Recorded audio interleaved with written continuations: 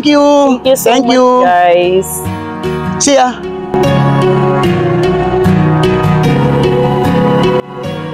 Woo! Dili talaga. Out of your mouth, you wish you were someone else. I miss you, but I know we miss your old self too. Silver once golden. There's only so much holding on. You can't take when your mind's at stake. Oh wait.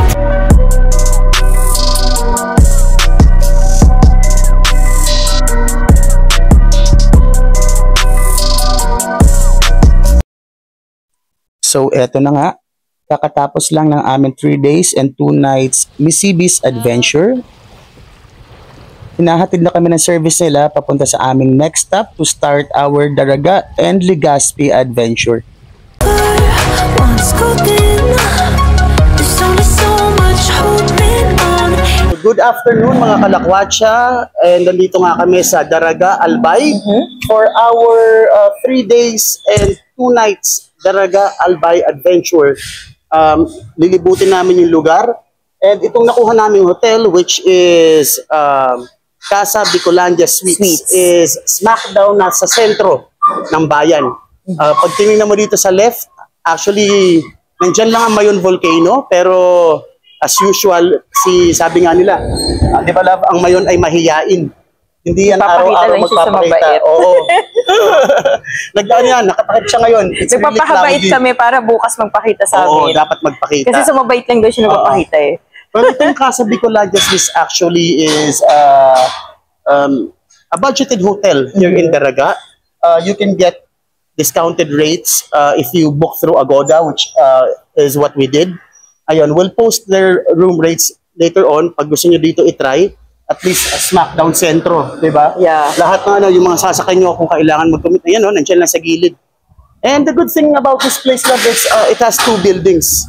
Ayun, under renovation pa nga yung isa. So we're here on the other end, magkagilid lang naman yan. Yes. Ayun. So ito na, naka-check-in na kami, naka-book na kami. Aakit lang namin yung mga gamit namin. And then we're gonna start our Daraga Albay Adventure. And of course, isasama namin kayo. Once again, if you like this kind of videos, please don't forget to like, share, and subscribe because it will really help boost the channel. Later! What you gotta do to put your heart to rest? I'll keep waiting as long as it takes. So, ito ang Casa Bicolandia Suites. Actually, it's a cozy, homey, small hotel. Smack down in the heart of Daraga Albay. Ito na sila. Kinukuha na yung mga gamit. And of course, first order of the day, bumili muna kami ng milk tea. Sa nakaka-uhaw eh. Ng uhaw. Yes. Ayan na. And then, we're gonna check out the rooms. Ang nakuha namin, itong Donsol room. Ito nga pala yung mga room rates nila.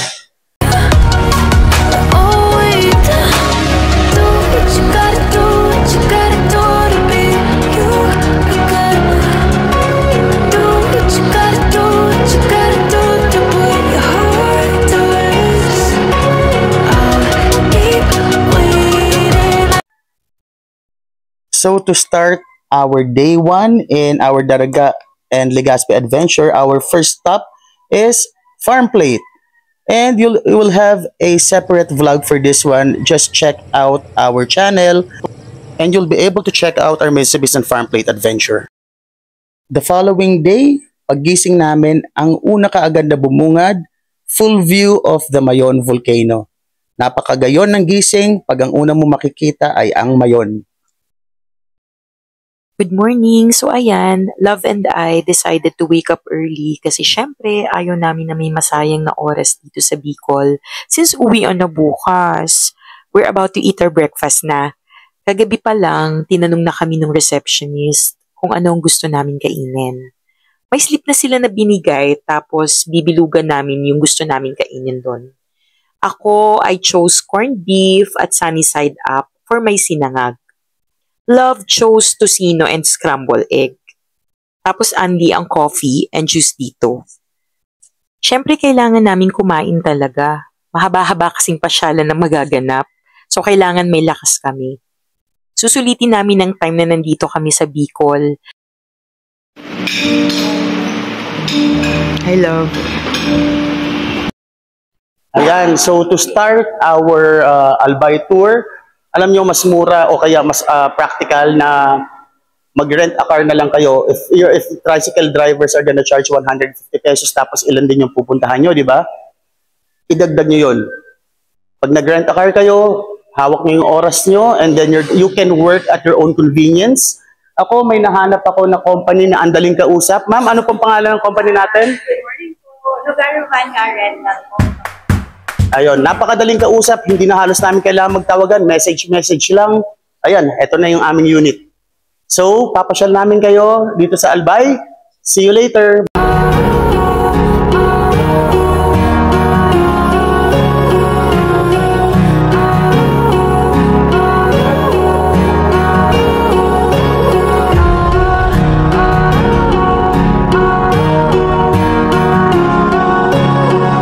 Hi!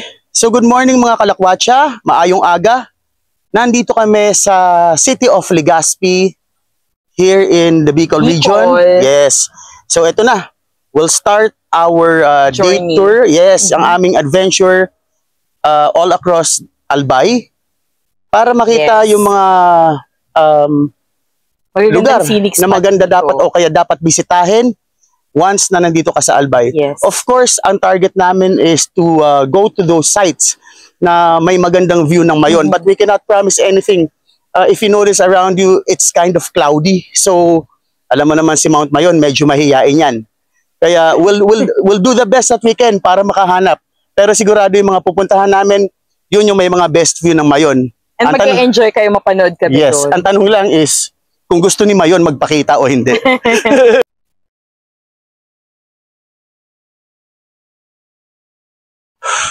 So mga kalakwatsa, ang aming first stop is itong Mount Mayon viewpoint.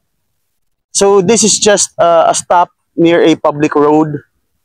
Of course, since it's just beside the public road, no entrance, no fees whatsoever. Pero you'll get a majestic view of the grandeur of the Mayon volcano behind me.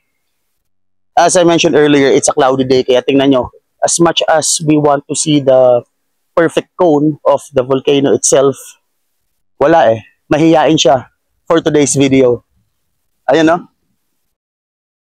Halos kalahati. Natatakpan ng clouds. Pero kahit hindi nagpakita sa Mayon volcano, if you are in Albay and you want peace of mind and you want to think things out, as I always say, this is a perfect spot. Diba? You get a good view of the waters and then of the volcano itself. So let's check another spot in Albay. I believe our next itinerary is Sumlang Lake. Sasama namin kayo. Let's go!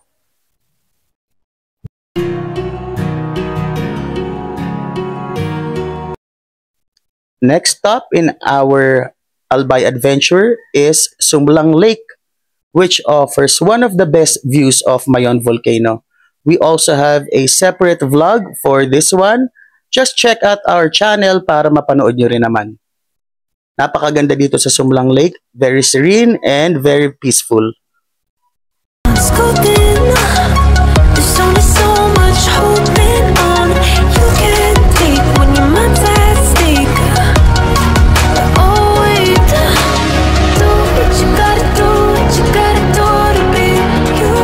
You gotta do what you gotta do, what you gotta. So mga kalakwatsa, ang aming third stop dito sa aming Albay adventure. Etong lugar na pag ikaw ay napunta ng Bicol region, ito dapat ang pinakauna sa listahan. Walang iba kung hindi ang Cagsawa Ruins. Ayan, nakikita niyo sa likod Ayan no, namin. sa likod. Yes. And sabi ko nga, isa rin ito sa pwedeng puntahan where you can get a good view of the majestic Mayon volcano. Yung nga lang mahal, sobrang cloudy talaga. Hindi talaga siya magpakita, nahihiya Kahit sa anong amin. gawin natin, ayaw niya magpakita. Kahit sa ang angulo, hindi siya nagpapakita. Pero at least kaninang Yes. umaga nagpakita, 'di ba? Oo. Dun sa Hindi house. nakita namin siya ng buo. Well, anyway, ito ang Cagsawa Ruins, built in the early 1500s, and then it was pillaged by, if my memory serves me correctly, Dutch pirates. And then it was rebuilt in the 1800s, only to be destroyed by the strongest eruption of the Mayon volcano, if I'm not mistaken, around 1814. Mhm. So alam mo yung story niyan, di ba? If, say for example, there is an ongoing crisis, nang sasabihin siya puputok ang bulkan, Oo. what are you gonna do back in the 1800s? You take all your Belongings. prized possessions and you go to the church to seek shelter. And then the entire Cagsawa province was buried underneath the lahar. And ito na lang ang natira, yung Ayan. church bell niya. Sayang nga, love, kasi di ba matagal ko nang gusto mag-research ng documentary about it. Pero for sure, wala tayong makikitang talagang mga pictures niya before, kung ano yung itsura niya dati. Kasi nga, ang tagal na, di ba, 1800s. Hindi pa yata uso camera na. Oo, ayun. Sayang. Pero Oo. curious talaga ako sa itsura niya before. Ayan. Kaya siguro hindi pa uso yung mga Oo. selfie noon. And matagal ko na rin talaga, love, gustong makita Oo yan. naman. As in, Diba? mas gusto ko siyang makita. Second pa yung Mayon, volcano. Kasi nga, mahilig ako sa history And gusto ko siya makita in person. Kasi palagi ko siya nakikita sa mga postcards, ganyan. Yes. And by the way, entrance here is only 45 pesos per head. And of course, yung 45 pesos na yan will go to a good cause as it funds the tourism, and also it adds up to the treasury that keeps this place going. Ayun, nakikita niyo sa likod namin pagkaganda-ganda. Ganda. Plus yung Mayon volcano, di ba? Historically beautiful siya. And itong tinatapakan namin lupa, it's all volcanic ash. And the rocks that you see around, the big ones, volcanic stones, all coming from the majestic Mayon volcano. So tara, ikot tayo dito. Maliit lang naman itong lugar na to. And madali lang namin kayong maipapasyal.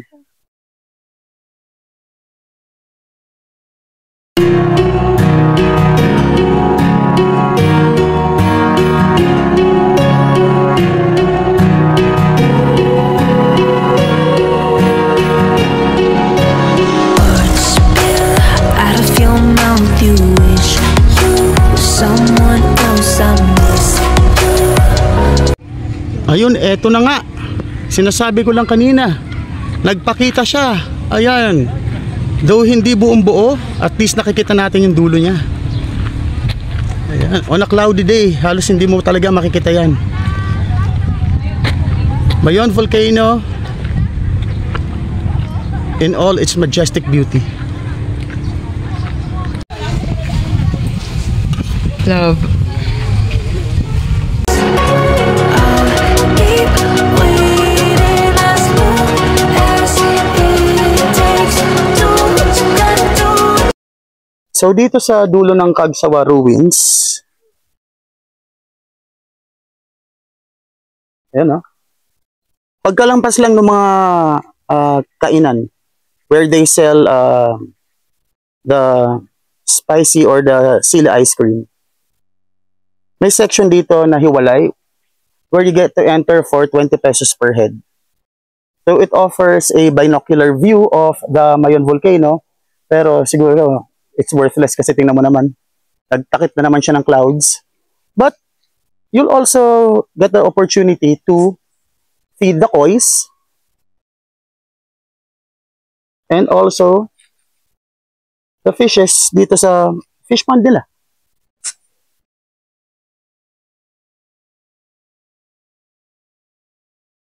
Ayan na. Tingnan nyo to, guys. Boom! Lose and lose you.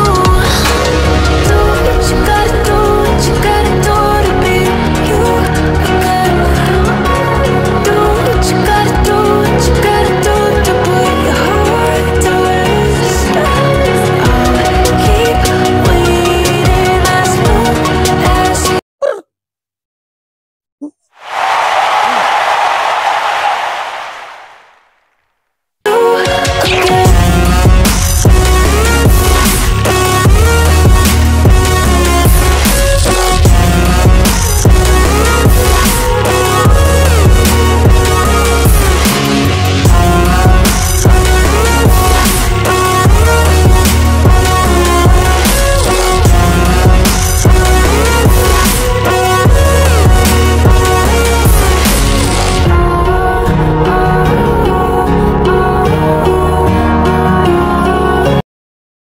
So hindi mo kukumpleto ang Bicol Adventure nang hindi nyo tinitikman ang kanilang famous Silly Ice Cream. We have the level 5, yung pinakamatindi. Pinakamaanghang. Pinakamaanghang.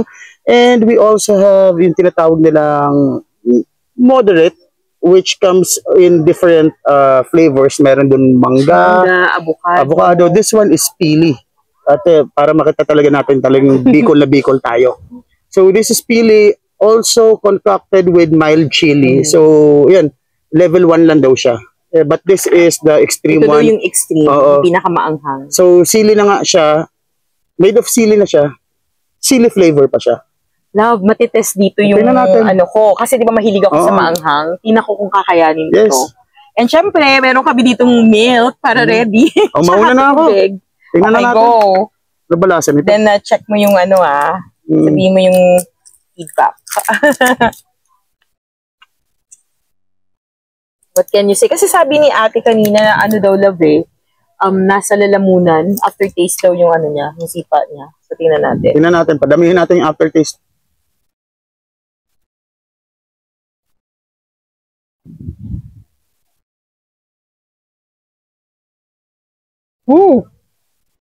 Sili talaga. Interesting. Alam mo yung feeling na katatapos kumain ka ng Bicol Express, pero alisin mo yung gata, alisin mo yung the Bicol Express thing, yung sensation lang sa bibig mo ng anghang pagkatapos mo kumain ng legit at genuine na Bicol Express. Interesting. Pero hindi siya matapang. Gumagapang siya. Hindi nyo natatanong guys, malakas ang tolerance ko sa anghang. As in Gumagapang talagang siya. matibay ako sa anghang. Pero ito, masasabi ko na maanghang talaga siya. Maanghang siya. Kung hindi kayo mahilig sa maaanghang, better level 2 ka lang. Or ano, kasi nga level 5 siya, di ba? Masasabi ko sa yung mga level 1, level 2 lang. Kasi maanghang siya talaga. Sumisipa siya. Ayun o, nasa throat na yung anghang. Nandito. Nandito Ayun. yung...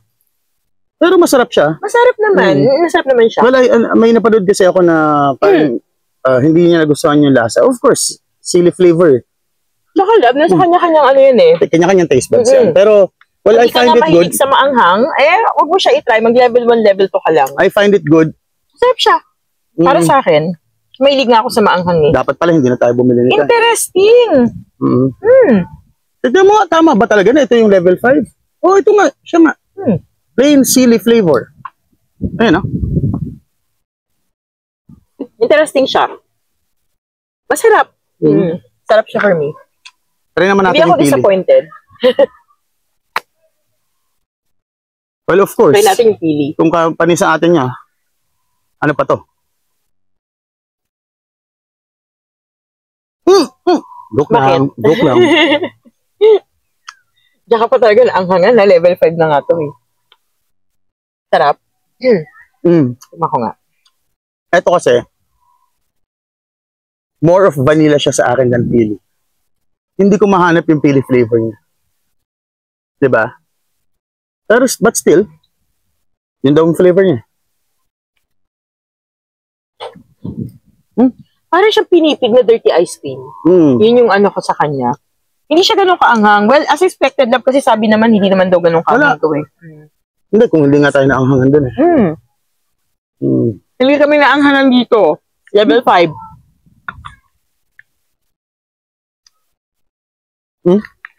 Interesting yung lasa niya. Yun ang masasabi ko. Pero kung tatanungin ako, mas na-enjoy ko to. Ikaw, mas na-enjoy ko to. Oo, kasi may ano pa to eh. Yung feeling ng nervous sa unang kagat dahil you're expecting the worst na anghang na maano mo. Pero hindi ko siya in-expect Pero hanggang ngayon may ano pa rin, may meron tingling siyang sensation ano, pa rin sa...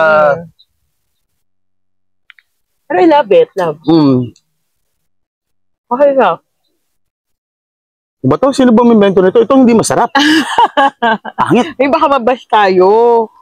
Hindi masarap. Charot lang yun. Joker lang talaga sila. Hindi. Hindi talaga siya masarap.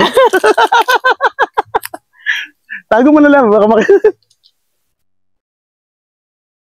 Baka mabash kami. Okay na. Joke lang. Joke lang daw. So guys, eto, naka round 2 ng aming silly ice cream adventure. Mhm. And eto yung napili ko, cheese flavor. Yung mild lang, ayan. Sa Sarap akin naman, chocolate flavor, mild chili lang din daw. So, Try lang I'm namin. just expecting na ito ay isang chocolate flavor na may unting sipa. Mm-mm. Try natin kasi mahilig din ako sa cheese. Hindi, actually mahilig ka lang talaga sa ice Sa ice cream. cream. Kaya dinaan sa kunwari food review. No. Pero gusto lang niya magkakain ng ice cream. Actually, Wow. sarap talaga ang lahat ng cheese flavored na food love. Especially ice cream, syempre. Try this. Try mo ito chocolate. Kumang ko. Mm. Ang sarap! Lasa siyang yung traditional na Corbetas. Dalawang elemento love na gusto ko. Actually, 3 na to, Yung Chocolate and chocolate, cheese. sili, at saka cheese. Mm. Ay, pinagsama-sama. Ang sarap. Ha? Coco is homemade. Mm. Shout out. Located lang siya dito, malapit sa entrance ng dito sa Well, actually, nandito siya sa area loob ng Mayon. sa loob ng siya Calzada Ruins. Ayan.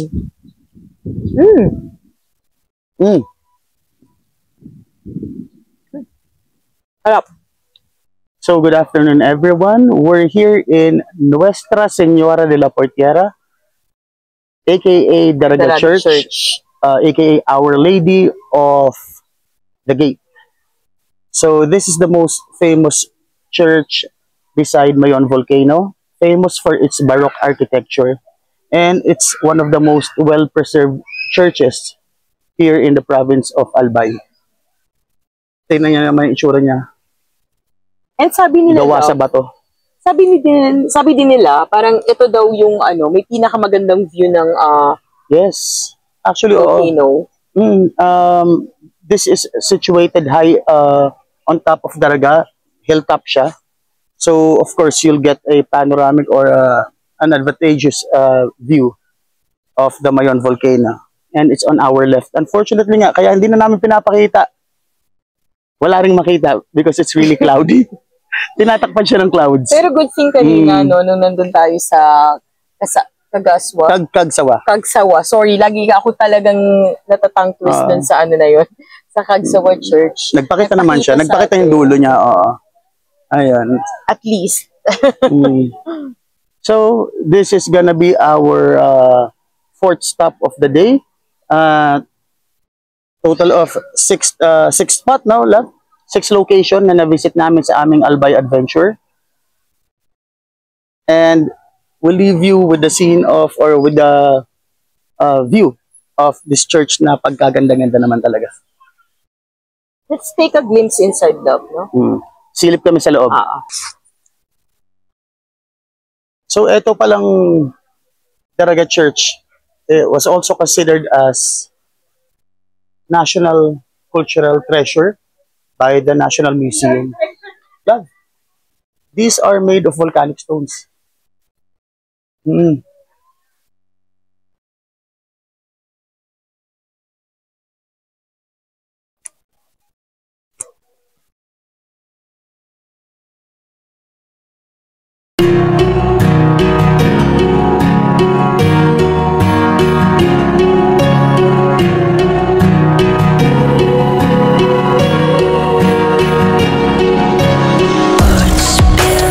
Out of your mouth, you wish you were someone else. I miss you, but I know you miss your old self too.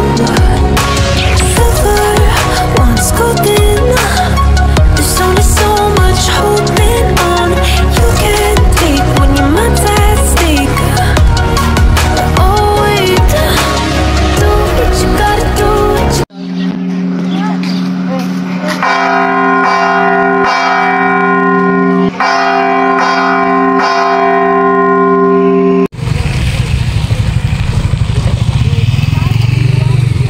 Hello mga kalakwatsa, good evening. Hello, good evening. So, andito kami sa Highland Park. Yes. So, alam mo, we almost called it a day. Nagpapaalam na nga kami kanina.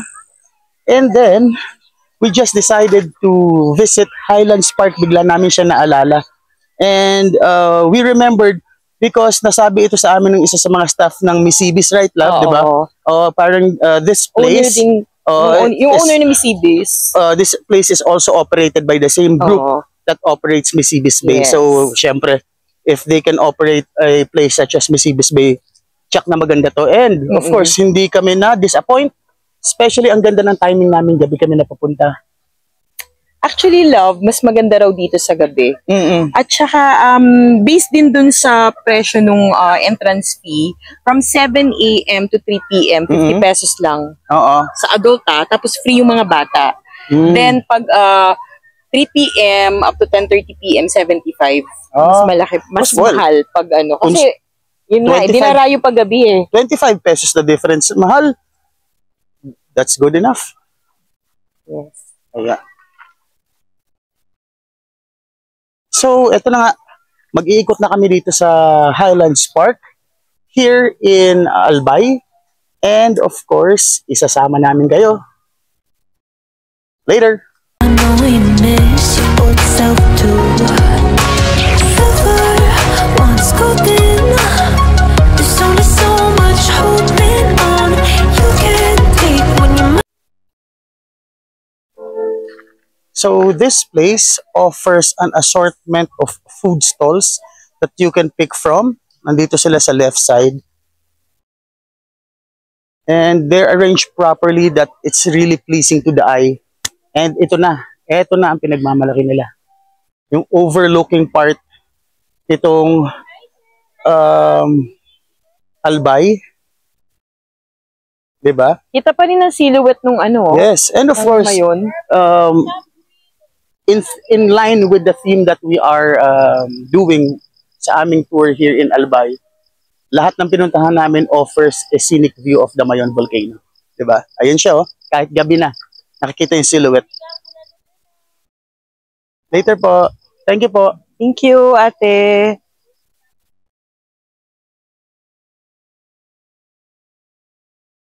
Para masarap puntahan yung kamay na yun, love. Oo, gusto ko doon. Oo. Oh, Gusto ko na mag-picture dito Love, sa ano eh. early Christmas. Ito yung ano nila, oh. Mm.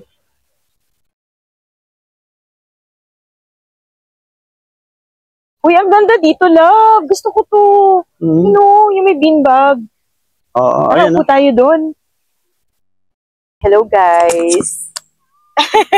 So, eto, nakahiga kami na love dito sa beanbags. Ayan, oh. Meron sila kasi ditong, ayan, oh, beanbags. Mm. Well, yung beanbags nakakalat all over Yes. their landscape and pagkaganda-ganda ng pagkaka-landscape Mm. dito. And what's relaxing about this place is habang nakahiga ka, you get to see the silhouette of the entire Albay province. Not Oo. I don't know if that's the Ayun, oh. entire, I think that's the entire city of Legazpi and Daraga. Ayan, nakikita siya. Napakagandang pasyalan nito. Very ideal for families And couple. and couples, people that are going out on a date.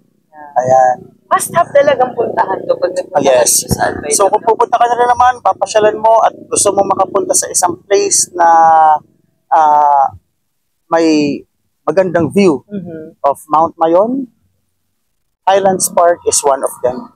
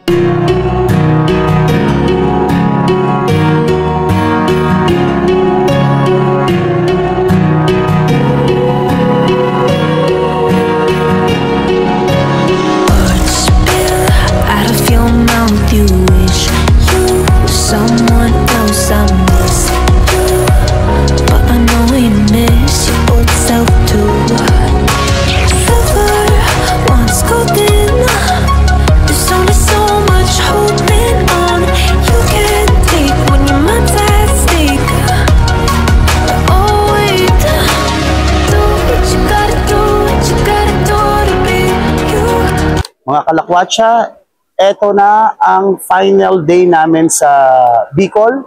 Actually, we're already here in Bicol International Airport, waiting for our flight back to Manila.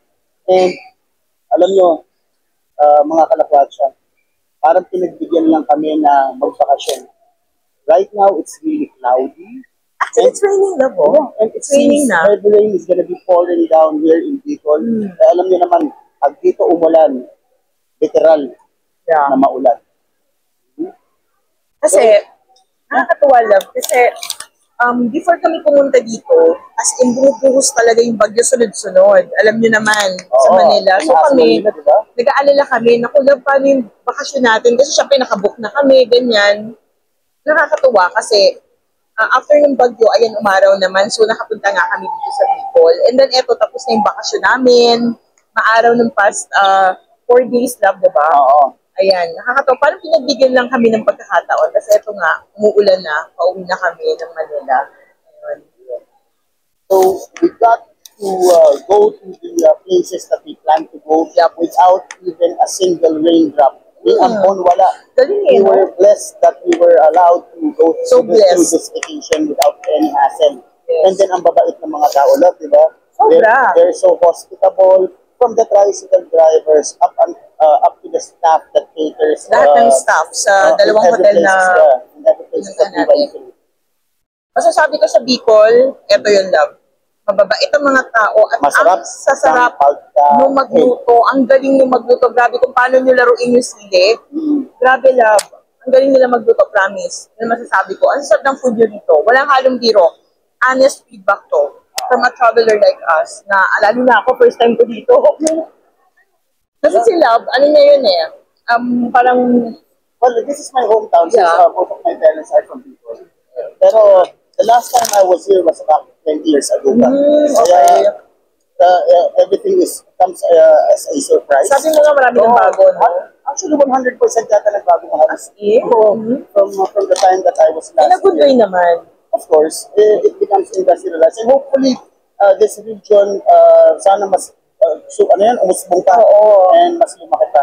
Let's support the tourism of Bicol, guys. Kasi ito pala, Love, isa pa sa napansin ko, napaka-majestic talaga nung Mayon Volcano kasi usually, kunwari sa amin sa Batangas, yung bundok Makulot, doon mo lang siya makikita sa isang bayan lang ng Cuenca. Ito kasi kita sa buong Albay. Kahit saan ka umanggulo, di ba? Nakakatuwa. Amazing. Ang laki niya kasi na, kami, di ba, Batangas is like my second home. Pag tinitin naman yung taal, parang pinanggot lang siya. Ito ba yung volcano? Parang itong mga volcano, isang province-wide na volcano kalaki. Amazing. Anyway guys, so ayun, hintayin lang namin yung flight namin. Nagmerienda muna kami sandali and we'll see you in Manila. And once again, if you like these kinds of videos, travel videos, travel vlogs, please support our channel. Please do not forget to like, share, Share and subscribe. Just mabalos, people!